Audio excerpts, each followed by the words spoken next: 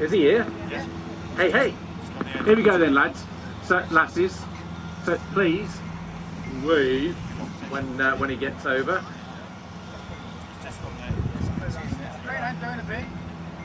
Yes, I've got him.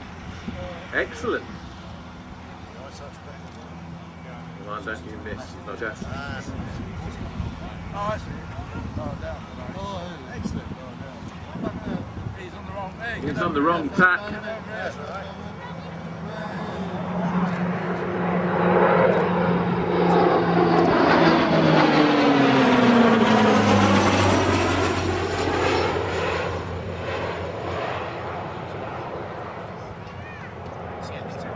Basically, today's about dedicating the memorial. First time I've seen it, and I have to say that I'm extremely pleased with what I see. It's a marvellous job, and I'm going to say a few thank yous along the way. The first thank you is to Hugh, round the corner here, Hugh Saunders, who was my co-conspirator with getting this. Hugh lives down the road, and therefore was able to liaise directly with Paul Kennedy, one of the NMA directors, and I think in that process it saved us about £1,000 because we didn't pay to have our bid placed. So a lot of this has been old pals. A lot of it has worked, and Hugh was very instrumental in that process. If you look on the star, you'll see the silhouettes. Steve Brown, who's one of our squadron artists, was responsible really for the idea, because Steve's been painting aircraft pictures of 31 Squadron aeroplanes for a long time, but unfortunately he has developed Parkinson's and is unwell, and Howard over there, who drove for me for 10 years, Howard, I think, and is a great artist, actually did these silhouettes that you see on there. So thank you, Howard, for your contribution to, and they're not that easy to do, you know, they've got to be done freehand, and I think he's made an excellent job of those. I then went along to Peter Stokes, who is in Saxby in Lincolnshire, to see how we would get the silhouettes onto the granite. I didn't know. I thought we'd have to get little glass effigies made and plug them in somehow, and Pete said, well, have a look at this, and he got a mucky old piece of granite on the ground which had been there for several years, and he said, how about that? And it had got an imprint in it, and it just set everything going. So Peter Stokes at LBBC in Saxby really developed the idea, and then he said, what we really need to do is see what you think it should look like. Enter Tony Baus over there, who is a joiner, and he made a wooden mock-up of what you now see, and we took that along to, or rather he took it along to Peter, and we were then able to adjust the size of the star.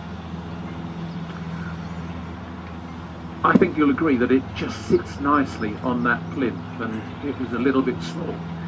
So Tony did the wooden pattern, and that then decided the final design. I did the initial drawings. I've got GCE in engineering drawing, my first GCE before I joined the Brats. Unfortunately not good enough for the board here, but we presented that to the board. They thought it was a bit intricate. They thought it was probably a little too detailed, but I said, well, let's see what we can do if we get some proper drawings done. Paul Kennedy was very, very helpful here. I mean, he's part of the NMA, and Hugh and he liaised, I liaised with him, and we managed to get a broad idea, and he said if we can get some detailed drawings done, proper stuff, and then we make the bid, which was a written bid, then let's see where we go from there. But we did need professional drawings, and SRA architects, and unfortunately Richard and in fact Neil can't be here today because they're too busy, but they were responsible for putting together the bid drawings. Now that's from the ground up. The most important part of that is the ground down. And Peter Johnson, who we were expecting but didn't show this morning, civil engineer, actually did detailed drawings of the steel and concrete that sits underneath this thing. Otherwise, it would probably topple over. So the groundwork, and Paul worked minor miracles actually, because I was flying about, and we did it all by email. He sent me the pictures. We sent them on to the folk here, and the concrete base specifications were accepted. And you had to specify what sort of concrete and what sort of steel and everything else. He did that for us, so that was great. It was essential information and data for the NMA board, who then gave us permission. It all came through a bit quick, really, didn't it, Russ? I mean, we weren't expecting it to happen quite as quickly as it did, but when a Guftos looks you in the mouth, go for it. So we did. Now, Peter Stokes, as I said, was the original mason that we looked at, but he handed the project over to Vincent. Where have you gone, Vincent? He's there. Vincent McGrath of Grove Granite in Retford, and Vincent and Sean, his right-hand man, set to about creating what we can see today above the ground. But as I said, above the ground's fine, but it'll only stand the test of time if below the ground is right.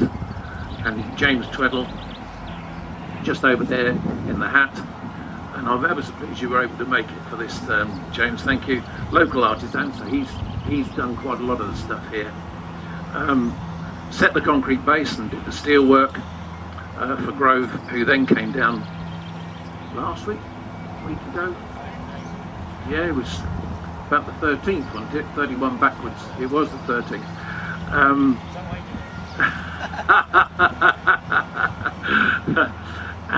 And here we have it. It is a memorial to the squadron, but May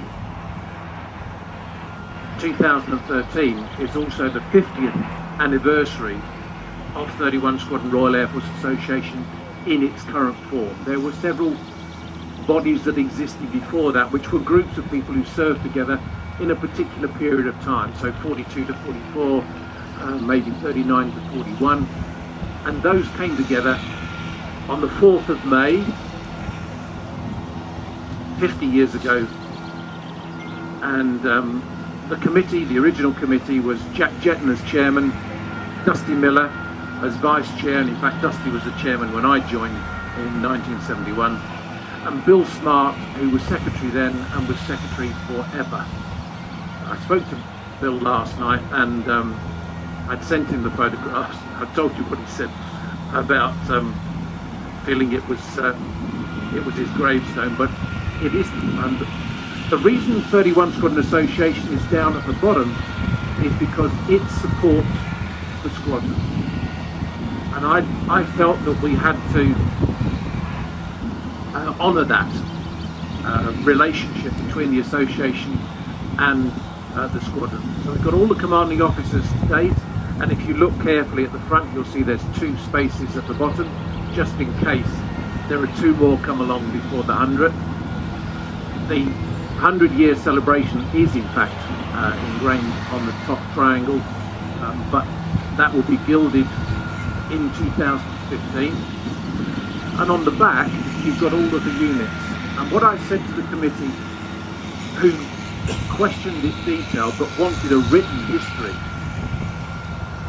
a picture paints 1,000 words. Anybody who's worked on aeroplanes knows their aeroplane silhouette. They would see it on there and they would know what they were looking at. If they'd served under any particular CO, they would look to that and they would know whereabouts they were, and they'd see that it was honoured. If they served on a particular unit, then on the back they would see their unit there. It tells its history in a very graphic form, and of course on the back in the centre, and this is down to Sean really, because although Niall did the drawings, when it came to putting them on to the stonework, he and I had quite some conversations about how it would be, and it had to be thicker, it had to be done. But on the back of the 12 actual honours, battle honours that we can display on our standard, and there are 4 others which are battle honours, but they're not allowed to be displayed on the standard, but they can be displayed on our memorial. We check that with the authorities. So there you have it, folks, a complete history of 31 Squadron to date. Hopefully 2 more years' time, the 11th of October will see us all here again, but in far greater numbers. Today was really about Vincent, Sean, Tony, James, Howard, and the others that have contributed to making what I believe is an absolutely magnificent edifice to the best squadron in the Royal Air Force, the Gold Star. Thank you very much.